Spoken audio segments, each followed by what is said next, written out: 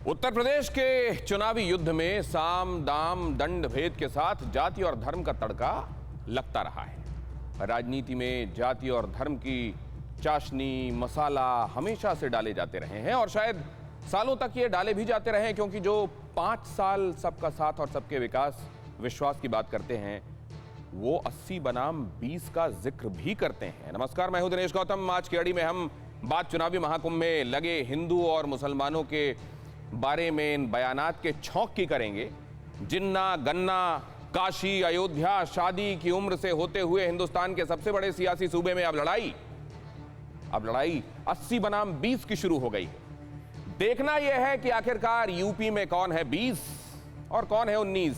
लेकिन हम अपने मेहमानों के जरिए यह जरूर जानने की कोशिश करेंगे कि जब फर्क साफ है तो फिर क्यों वोटों के बंटवारे की पॉलिटिक्स को दरकार है। क्या उत्तर प्रदेश में ध्रुवीकरण का रोड मैप तैयार हो चुका है? क्या एक बार फिर सियासी समर में मुसलमान और हिंदू ही चुनावी केंद्र बिंदु बनने वाले हैं? और वाकई ऐसा है तो ऐसा क्यों है? हम क्यों उन मुद्दों को बीच में नहीं रखते जो समय विमर्श होना चाहिए? क्यों नहीं शिक्षा, विकास, रोजगार की बातें होती? आज की कड़ी में हम पूछेंगे तीखे सवाल, लेकिन शुरुआत बड़ी खबर के साथ। 80 बनाम 20 वाले सीएम योगी के बयान पर सियासी बवाल। कांग्रेस नेता दिग्विजय सिंह ने तत्काल कार्रवाई की मांग की। आचार संहिता का खुलेआम उल्लंघन का आरोप लगाया। योगी ने असदुद्दीन ओवैसी के बयान पर भी किया पलटवार। योगी बोले, वक्त आएगा तो हैदराबाद भी बनेगा भाग्यनगर।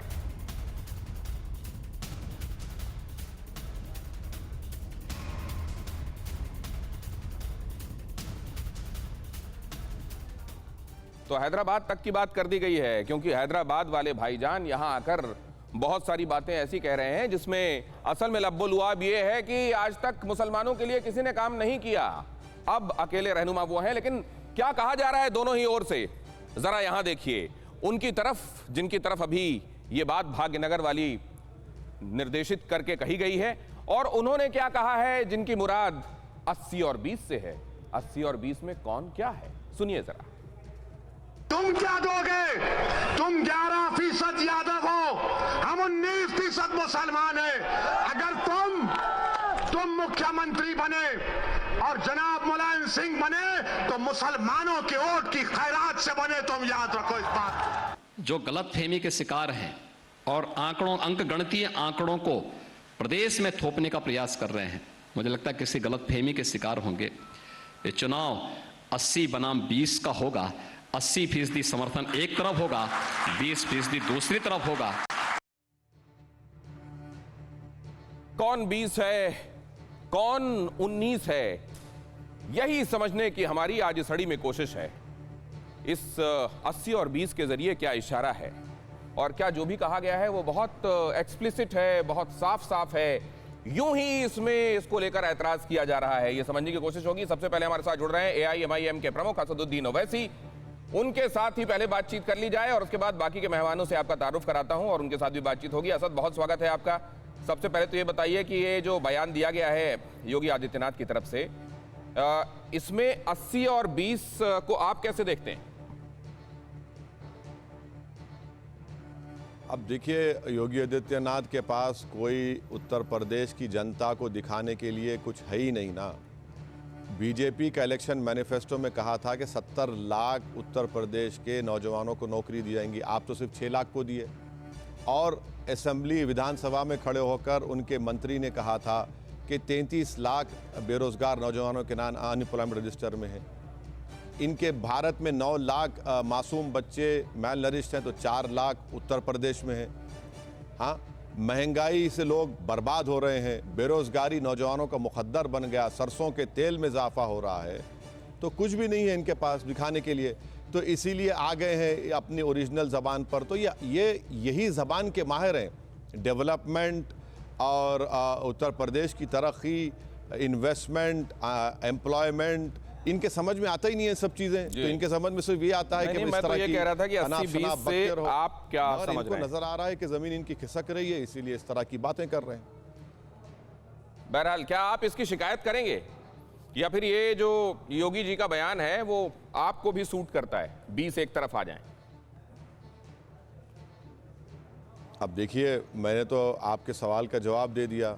मुझे ये सूट करता है कि उत्तर प्रदेश की जनता, जहाँ पर उत्तर प्रदेश में हर समाज की एक पॉलिटिकल आइडेंटिटी और लीडरशिप है, हम ये चाहते हैं कि भारत के संविधान में जो लिबर्टी, इक्वालिटी, फ्रेटर्निटी, जस्टिस है और पार्टिसिपेटिव फॉर्म ऑफ डेमोक्रेसी में उत्तर प्रदेश के मुस्लिम माइनॉरिटी की भी एक पॉलिटिकल लीडरशिप बने। ये हमारी कोशिश है। हम कहाँ कह रहे हैं ये सब बातें, ये तो उत्तर प्रदेश के मुख्यमंत्री कह रहे हैं। लेकिन सब तो बता रहे हैं परसेंटेज। आपकी तरफ से भी एक बयान आया था, आप भी 19 बनाम 11 की बात करते हैं। तो क्या ये जो मॉडल कोड ऑफ कंडक्ट लगने की बात होती है वो आपके खिलाफ नहीं लगना चाहिए? देखिए, ये अगर मॉडल कोड ऑफ कंडक्ट के बाद अगर हम ऐसी बात करते हैं तो आपको इजाज़त है। मॉडल कोड ऑफ कंडक्ट कब आया और उसके बाद हमारा तो कोई जनसभा हुई नहीं। और ये बात बिल्कुल सही है कि देखिए, उत्तर प्रदेश में 19% मुसलमान हैं, 9 या 10% यादव भाई हैं, हमारे ब्राह्मण भाई हैं, हमारे ठाकुर भाई हैं, दलित कम्युनिटी में जाटव हैं, पासी है, वाल्मीकि है। ये तो हमारी ये तो उत्तर प्रदेश की रियलिटी है ना, कास्ट। तो उसमें कोई डिनाई नहीं कर सकता। अगर आप ये बोलेंगे तो फिर जो अखबार था दैनिक भास्कर ने लिखा कि उत्तर प्रदेश में 50% डिस्ट्रिक्ट मजिस्ट्रेट जो है हमारे ठाकुर भाई और ब्राह्मण भाई हैं और दलित भाई 5% हैं। तो ये तो रियलिटी को आप एक्सेप्ट कर रहे हैं ना, रियलिटी को बता रहे हैं।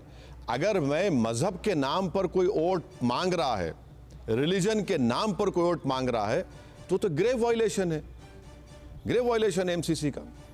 जी, तो एमसीसी लागू होने के पहले बात किया जाना वो कैसी भी हो सकती है, चलता है। बाद में देखा जाना चाहिए कि वो एमसीसी के तहत सही है कि नहीं। बहुत शुक्रिया हमसे बातचीत करने के लिए। अड़ी सोमवार से शुक्रवार शाम 6 बजे सिर्फ TV9 भारतवर्ष पर।